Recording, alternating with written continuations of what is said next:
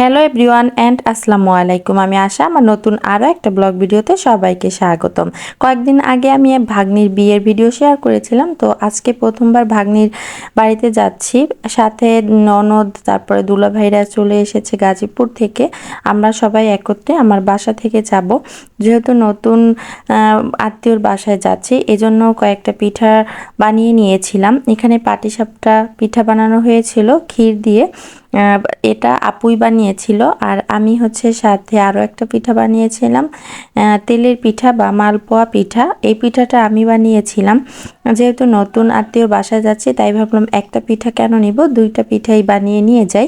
তো ভাগ্নি হচ্ছে এই পাটিসাপটা পিঠাটা পছন্দ করে, তাই আপু ওর জন্য হচ্ছে বানিয়েছে, আর এটা আমি নিজে থেকে বানিয়ে নিয়েছিলাম। আচ্ছা, এই ভিডিওটা যেদিন করছিলাম সেদিন ছিল শুক্রবার, তো আমরা সকালে নাস্তা খেয়ে এই পিঠার আয়োজনগুলো করছিলাম। পিঠা বানালে রান্নাঘরটা খুবই নোংরা হয়, এর মধ্যে খালাও চলে এসেছিল, তো খালা এগুলো ক্লিন করে নিচ্ছিল।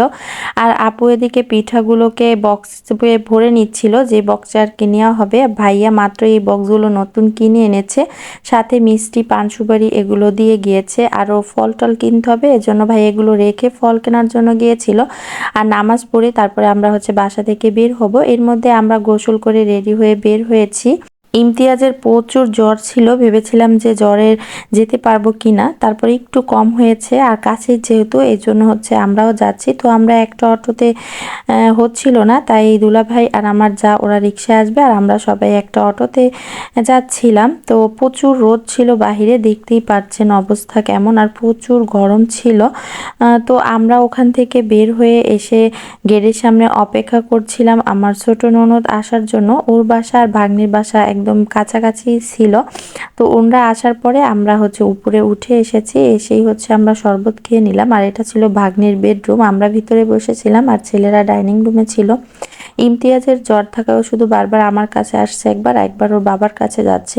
তো আমরা কিন্তু এর মধ্যে দুপুরে খাবার খেতেও বসে গিয়েছি। তো খাওয়া দাওয়া শেষে আমরা সবাই যখন এক জায়গায় হই, এই পানের আড্ডাটা কিন্তু থাকেই, ছোট বড় সবাই হচ্ছে আমরা পান খেয়ে নিচ্ছিলাম। আর এই পানগুলো আমার প্রত্যেকটা ভিডিওতেই দেখবেন, সবাই যখন থাকি তখন আমরা এই পানের আড্ডাটা কিন্তু মিস হয় না, থাকেই। তো আমিও কিন্তু পান খেয়েছিলাম, আর এদিকে ভাইয়া তারপর আমার হাজবেন্ড আরও সবাই হচ্ছে ভাগ্নি জামাইয়ের সাথে কথা বলছিল। আর ইমতিয়াজ তো এই যে ইফরাজ দেখায় ব্যস্ত। ইমতিয়াজ ও যেখানে আছে সেখানে এগুলো থাকবেই। তারপরে হচ্ছে আমাদেরকে দেখাচ্ছিল এই সেটগুলোতে অনেক হাদিসের বই আছে, যেগুলো ভাগ্নি ননদ পড়ে সবসময়। এরপরে আবার নাস্তার আয়োজন ছিল, তরমুজ, তারপরে হচ্ছে আম, আপেল আর কমলা। আসলে নতুন মেহমানদের বাসায় যদি বেড়াতে আসা যায় তাহলে শুধু একটার পর একটা খাবার থাকেই। তো মাত্রই কিন্তু খাবার খেয়েছিলাম, এরপর আবার এই নাস্তাগুলো খেয়ে আমরা হচ্ছে সবার কাছ থেকে বিদায় নিয়ে নিচে নেমে এসেছি। এখন প্রায় 5টা 5:30টার মতো বাজে। তো ছোট ননদের বাসা সামনেই ছিল, সেও খুব মানে রিকোয়েস্ট করছিল তার বাসায় যাওয়ার জন্য। সবাই এক পর্যায়ে বলছিল যাব না, তারপরে আবার হচ্ছে গেল। সবাই আমরা ওখানে যাব। আর এত গরম ছিল, আর ননদের বাসা ছিল 6 তলায়।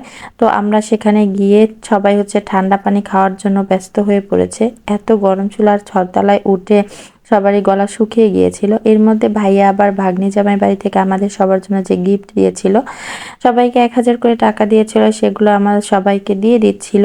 এটা ছিল আমাদের ছোট ননদ, উনি হচ্ছে 3000 টাকা নিয়ে মার্কেট করতে যাবে। এটা তোমাদের কে দিয়েছে? দুলাভাই গানটা শুনে দাও তো।